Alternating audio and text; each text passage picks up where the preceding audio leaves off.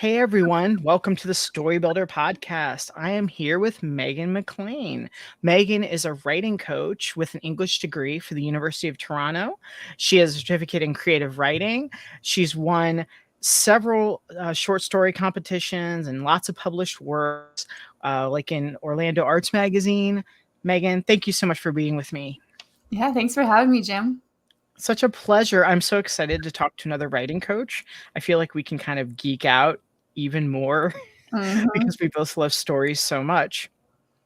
Tell me, what got you into loving fiction so much? I know you only focus on really novel writing. What hmm what is it that kind of made you jump into fiction?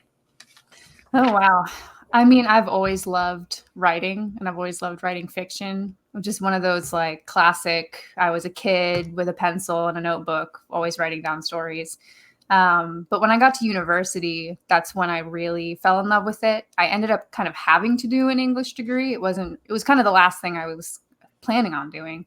But then I ended up having to do one and I loved it. I loved sitting with stories, studying them, thinking about how the author put it together and why and how they grew up and how that influenced their stories. And then with my work after that, I just found myself dealing with people's stories more, like their lived stories. Mhm. And I just love it. I don't know. I love everything about telling a story, honestly. I know a lot of people probably tell you, "Hey, I want to write a novel." How do you know that you really have like enough to say, enough to write about for a novel? Well, that's a great question. I mean, if you've lived, you probably have enough to go off of. If you've gone through some stuff. Mhm. You can definitely pull on that. Novels are all about overcoming conflicts and obstacles and growing and learning. So if you've lived enough time to have any of that experience, I think you can definitely put that into a novel. Um, but yeah, it's not definitely not an easy undertaking, but I think most people, if they put their mind to it, could do it for sure. Now you're an outliner. I know a few writers, and it's always surprised me. I interviewed a bunch of writers a few years back, like all together in a big group, and like two-thirds of them were pantsers, and they were just making it up as they go. And I'm just like, wow, this it blew my mind because I was expecting it to be, two-thirds are outliners, but it Mhm. wasn't that way. Have you always been an outliner? I love that question. Yeah, honestly, I feel like us outliners are the outliers in the group. No, I haven't always been an outliner. That's how I became one. Was I pantsed my first novel, and it was just a disaster. And I mean, it was my first one, so those are always a little bit iffy. But no, I just found myself lost in revisions, and I didn't really know what the story was, and I kept going over and over these different drafts. And when I started my second and third novels, I was like, I don't want that experience again because it's no fun, and totally saps the creative process out of it for me. So I became an outliner, but it makes more sense for me too because I'm very organized. So I don't know why I didn't try it at the start. I think it's hard to organize creativity sometimes, and you get a Mhm. new idea, and then you watch a new show or movie, and you read another book, and it's like, for me, it becomes an idea overwhelm thing. It's like, ooh, add that, add that, add that. Yeah, for sure. Yeah, it's almost like I think of it like creativity without any boundaries ends up just being chaotic, but it is hard to know where to put those boundaries sometimes on like, well, should I incorporate this here? So I don't know, having kind of a system for that has been helpful. Now, you mentioned like your very first novel, you kind of just made it up as you went. You didn't have a real plan. You're just like, hey, I want to write a novel. Would you consider that to be like one of your practice novels? Yeah, for sure. That was definitely a practice novel. It's still in just clumps of notes all through Google Docs. But yeah, I think for me, I went into writing it thinking it was going to be some complete work. I think that's how most people go into writing a Sure. novel. Um, then now that I've written another one since then and working on my third, I'm like, yeah, those were the practice ones. Sometimes you just got to get the kinks out. Yeah. So much learning happened through those two novels. So I consider them practice just because they're probably never going to see the light of day, but I learned a lot from them. So yeah. Can you share a couple of things you've learned? Because that's so fascinating to me. Like when you first start and it's like, hey, I had 1A here and now I'm on something completely different. What's jumped at you the most? Oh, wow. I think a lot of it is story structure that I learned through those novels. My first one, I was just completely exploring creatively, and like I would sit down and just think, okay, what do I want to write that just happens to be a scene in this story? And I let it go from there. It's really fun, but it didn't get me a full story really. And then, so story structure, kind of practiced that more in my second novel, let me actually think about arcs and climax and catalyst and all these things. And then I would think, honestly, just writing in general, practicing writing, how do I play around with pacing? How can I improve dialogue? How much is too much description here or there? All of those things, I think, once you've written 2 novels, you get a lot of practice in. So I've learned a lot of things about those. Yeah. Now, what about with like, just say you're stuck and you have your outline and you just don't know how to make the outline work with the manuscript? What do you do then? Yeah. Any ideas? That's a good question. I think from what I've learned from writers that I've worked with, a lot of the time it's you got to give yourself more time to think of opportunities, of options, of scenes. If you're having trouble connecting the dots between things, I've found that time is the biggest impact on that, just giving yourself the chance to be creative. What else have I found? But I think also not limiting yourself to the possibilities. A lot of writers, I know I do this sometimes. It's like, okay, I have to find the one right answer to fix this issue in my story. And so then we get stuck because we're like, I can't find the one right answer. But it's like, just take a piece of paper, jot down every possibility. Like literally aliens could come down and interact with your main character. Like it doesn't have to be the one, but it just gets those wheels turning. I found that that's really helpful. It kind of depends too on where you're at and your Absolutely. That's perfect because it so depends on like what's your mental energy, what's your time you can spend writing. Are you have you reread what you've already written? Sometimes I'll do that and I laugh and I'm like, had the answer written right there, but I wasn't rereading, what I'd written a day earlier or a couple days before. And I'm like, and here I am trying to, recreate the wheel essentially. Yeah. Do you have an approach that you use the most as far as storytelling? I know you're a 4-act structure writer, aren't you? I've leaned on the 5 acts more. 5? Yeah, Ooh. the 5. Oh yeah. The more acts, the better. Just kidding. That's I think great. there's like 7 and 9 acts. There's so many. I know there is, but I just can't see how that would work in my mind, like That's fair. picturing it, unless you're doing a play and you're like, hey, there's a break here or a break there. Then I could see it. Yeah, that's fair. So 5-act structure. Can you please tell me more? Oh, okay. Yes. Yeah, I love the 5 acts. I think it's just a good in between number. It's not the 3 acts where I feel like you're left kind of going, what happens in act 2? I don't know. And then it's not quite 7 or 9 where it gets a little bit messy. And but I found with teaching writers, that's sort of the one that tends to be the most, I guess, applicable to a lot of stories. You can also break down each act into multiple beats really easily, which I find helpful. So it just seems the one that's working for me, honestly. Under your 5-act approach, is essentially act 1 the beginning, act 5 the end, and then basically a whole lot of middle and different movements going on there?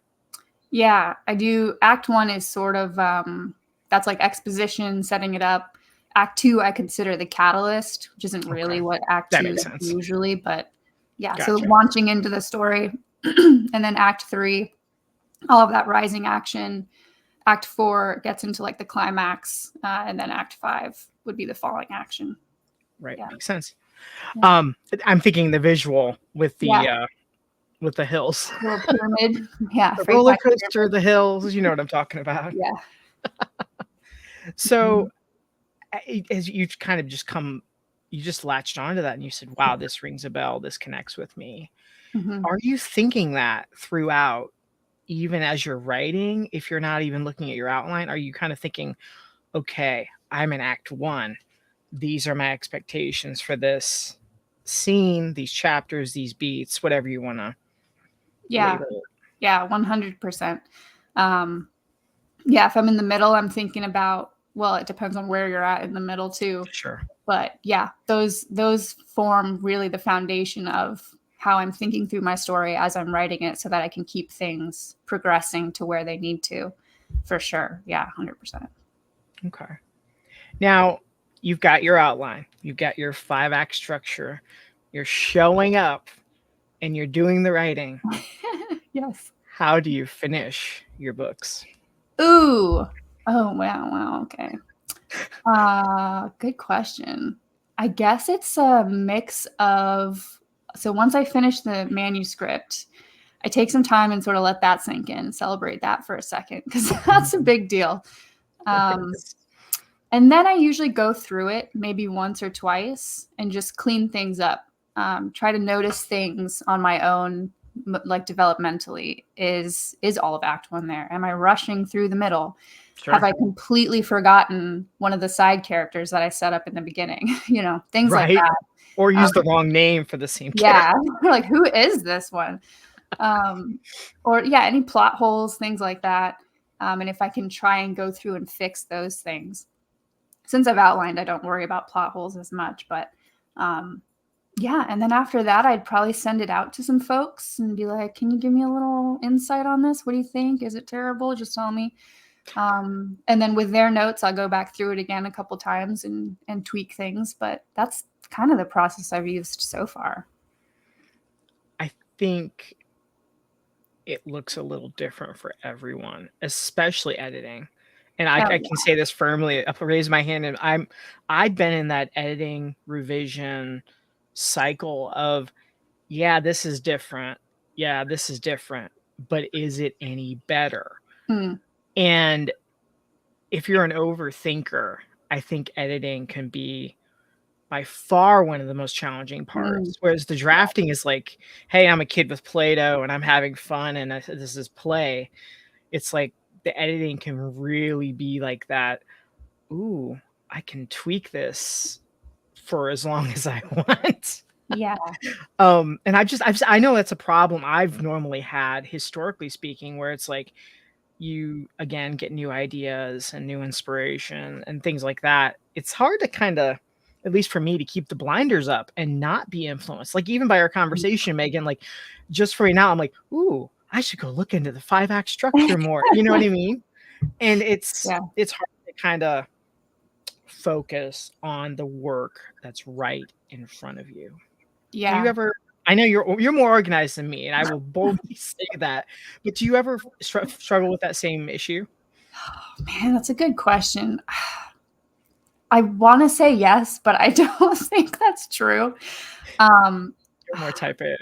yeah, I think Yeah. earlier on maybe, but now I don't know. I think it is because I'm more of an organized soul, and I'm just You're like leaning into your strengths is the I'm way we'll just spin this, I can't. Yeah, I right? don't know. But I think what I've learned is to just because it is hard when you can constantly go back and tweak.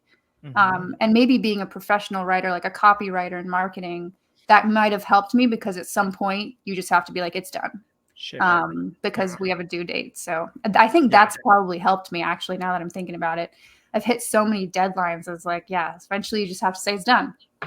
Um, but I also think it helps when you have that foundation of a story structure or something to say, okay, well, is this part of my book doing what it's supposed to do right here? Mhm. Is this part doing what it's supposed to do? And then at Right. least you have that. Um, but yeah, I'm sorry, Jim, I can't. No, that makes good sense. It makes good sense when you have good structure. Yeah. you're also creating boundaries. Mhm. And I think there is something to be said about deadlines and Mhm. accountability and, putting that finish line up. And you say, when you cross that finish line, hey, it's on to the next project after that, Yeah. essentially. Yeah. Um, No, I that's think there's true. something to be said there. And it's like it's almost like tough love. It's like, yeah, you Mm. can tweak it Mhm. forever, but are you really gonna turn this into a perfect novel? No, well, they don't really exist. So, Yeah. no. Yeah.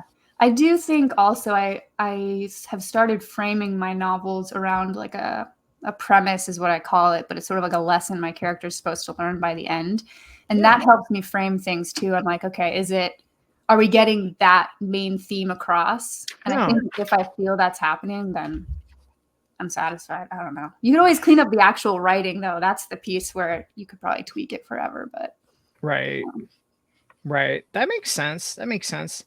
Can you tell me a little about your novel Wayfinder? I'm curious to learn more about that. yeah, Novel Wayfinder is my 10-week outlining program.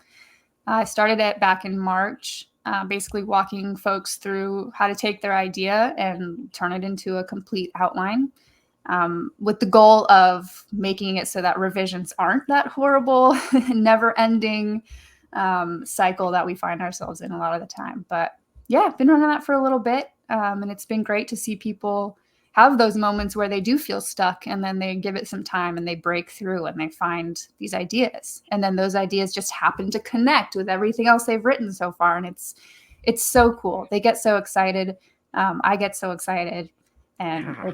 it's awesome. Yeah. It's like having a team and everyone's crossing the finish line at the marathon, Mm, It's kind of cool to see that progress, whereas a lot of people I think are scared to start, or maybe they get started and then they don't keep going if they're on their own. mhm. But when you have that support around you, it makes such a difference versus, Oh, yeah. flying solo. I don't know about you, Megan, but I sure am not hitting my stride, reaching new goals, and when I'm completely solo, I'm just like, Oh, yeah. ooh, I don't like this one chapter, and I'll focus on that for a while, Yeah, or I just put it aside for a second, pretend it's not there, and then pick right? it up later.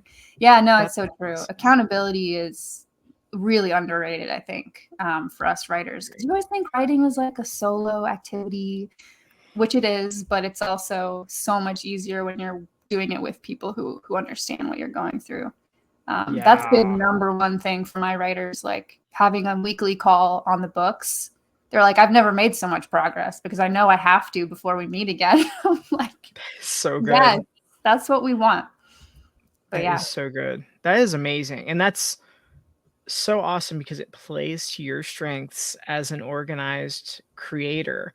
Most are not so organized, and I'll definitely pick on myself for this. Like, I have very loose boundaries, and my organization is like one day I'm a little more organized, and the next day I'm not so organized. So having Yeah. that structure in place and like having that time reserved, saying, "Hey, I am writing at this time. It's an appointment on my calendar, and it's also non-negotiable."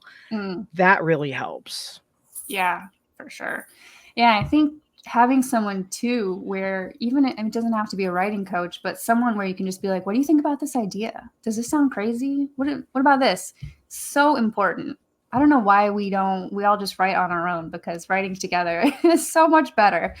It's Yeah, a you lot never less know. lonely, and Yeah. you're gonna learn so much more because the more writers you talk to, it's like, "Oh, well, I'm not saying go jump and do whatever Megan's doing or Jim or whoever. I'm just saying if you learn just a little nugget of something to try Hmm. and it helps you with your writing, hey, that's awesome. That's more momentum for you." Yeah. Yeah. And writers have different strengths, like I'm organized. You're more of that creative fire that could just probably come up with so many ideas when I need some. I've met writers who are really detail oriented and can come up with the nittiest, grittiest scene details. And then other writers who are like, I need help doing that. So I feel like if we banded together more, we would actually make a lot more progress. But yeah, I it's tough think you're onto sometimes. something there. I do. Now, what are your favorite stories that you kind of always keep coming back to? Stories that have just influenced you. I don't care if it's a movie or a TV show or novel or short story, whatever. Are there any that jump at you and you're just like, oh, wow, I really come back to this one a lot, or this one really affected me in some way? Oh yeah. Oh my gosh. Um, Just off the top of your head. well, my Not quizzing go-to, you. yeah, no, there's just so many. My go-to novels that I love are Frankenstein's one of my favorites. That's My good. writers get tired of me talking about Frankenstein, but it's so good. I think because it just shocked me, like it wasn't what I expected at all. And the way that the monster is portrayed, I was just like, this is amazing and beautiful, and I want to cry, and that's what I like when I read. Um, to Kill a Mockingbird's always been one of my favorites. Mhm. I love Southern writing because I'm a Southern gal, and Makes sense. the sibling dynamic in that is really fun for me because I have an older brother. Um, yeah, I don't know. I like books and stories that really get to the heart of things. Secret Life of Bees I've come back to a lot. That's another Southern one. Yeah, I like Southern stories. You clearly do, and that's great though. That's it's important to know your strengths. Mm-hmm. That's so important. Like it's going to influence you in a lot of ways, and that's really cool. Yeah, Jim, what are some of your favorite stories? Oh my gosh. I I always come back to a handful at a certain time growing up. I was so into Scooby Doo. I kid you not. This is an Love it. ongoing joke with my friend that I talk to all the time.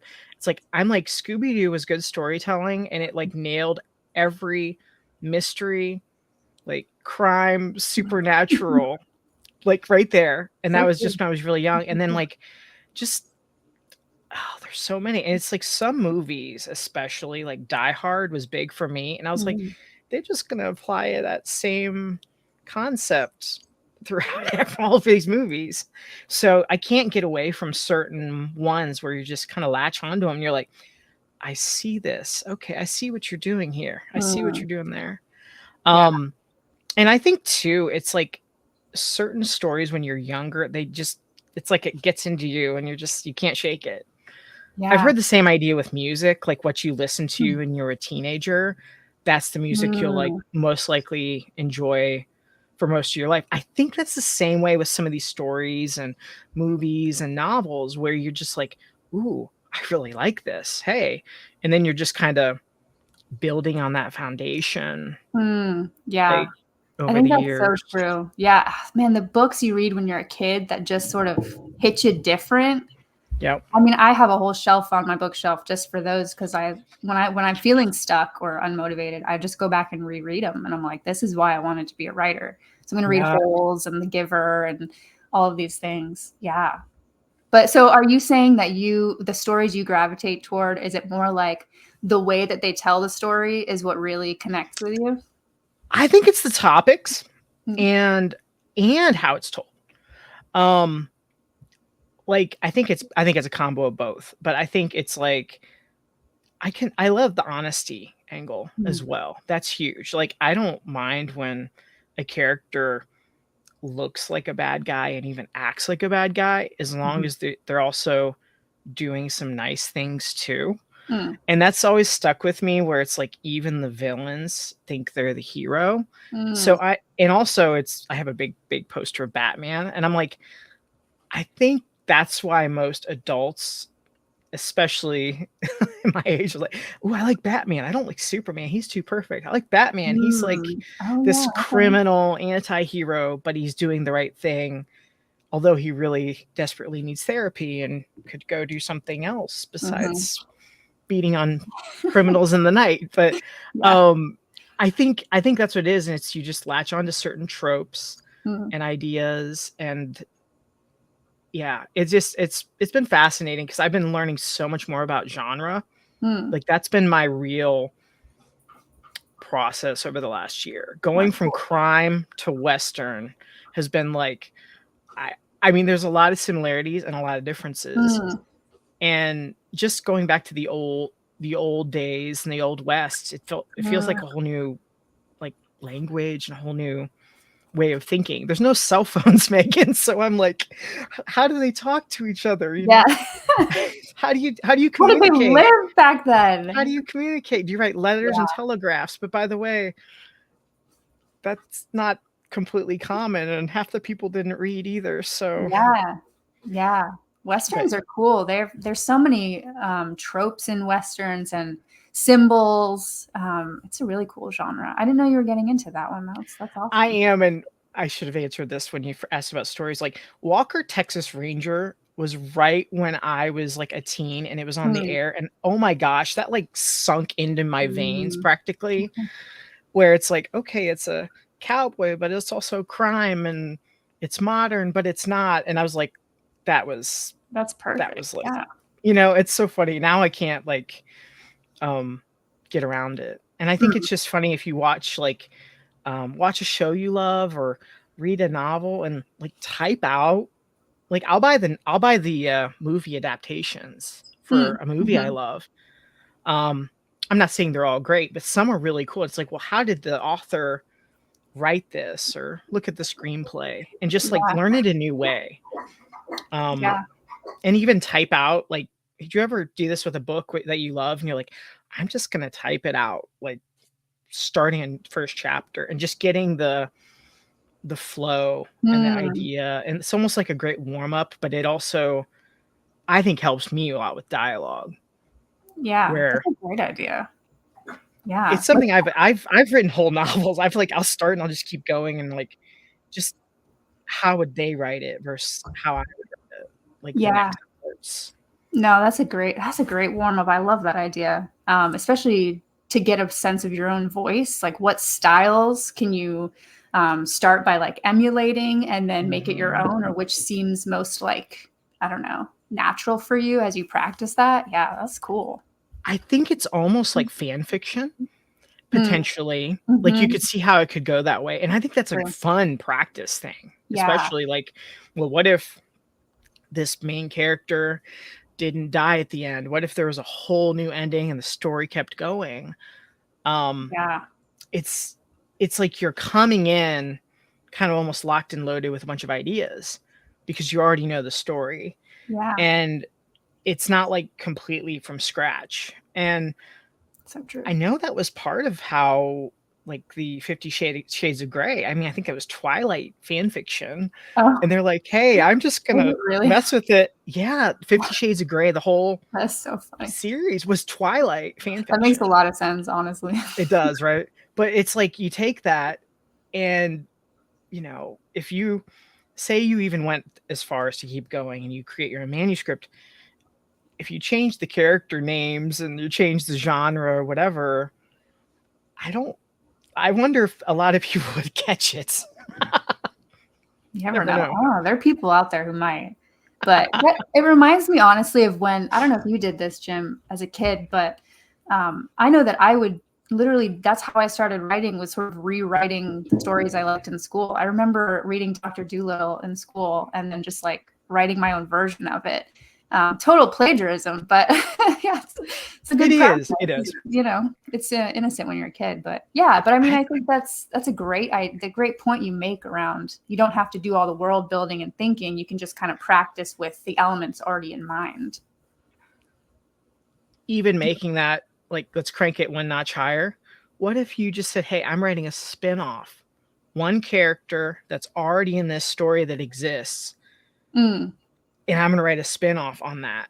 And I yeah. I mean, I've done that in my own work too, but it's like if everybody thinks they're the hero and everyone has their own story, even that one little small character could easily have their own story to tell. Mm, And it's kind of fun to think that way, where you can kind of be like, hey, there's lots of options here. I don't have to just limit it, um as the traditional protagonist. That, like, I think that's one twist that I've seen, and I've been studying the hero's journey a lot, and I think mm, so many times we misinterpret it. mm, And on the last episode, I don't know if anyone wants to listen to it, I talked to John Booker, who studies the hero's journey, and he's worked for the Joseph Campbell Foundation. I was like, Mhm. everyone wants to apply like the hero's journey to, traditional stories that we all know, like Harry Potter or Star Wars. Mhm. I think I think there's a lot more flexibility, Hmm. like a lot more flexibility. So it's like we can play a lot more with it versus, okay, this must happen, then this must happen, then this must happen. Yeah. I think that sounds like homework and not Yeah. very creative. When it's like you Yeah. have to hit this mile marker by this, certain distance in the Yeah. story. I Yeah. think it's just more the general ideas than the specifics. Yeah, I think that's honestly a great example of how organization and structure can become too limiting. If you're like, it has to be this way or it's not right. Yeah. I think that's what puts a lot of people off of outlining, honestly. It's that they're like, it's going to take all the creativity out of it. I'm like, no, it won't, but I totally get it. Yeah, that's kind of, you want to avoid swinging too far that way. I I was reading this book. It's The Writer's Journey by Christopher Vogler, where Mm, it's kind of like hero's journey, but way bigger picture. cool. And it blew my mind because he breaks down Pulp Fiction.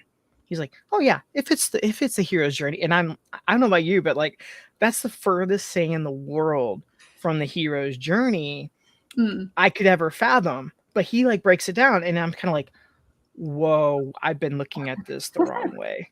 that's I've been looking at it completely wrong. And I mean, some folks really do stick to it. Disney, Pixar, they really, really hone in.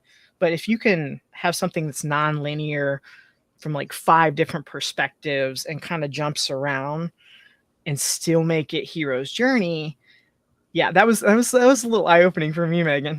yeah, that's next level for sure. Right? I was like, this That's is so like cool. a whole different deal. Yeah. Yeah.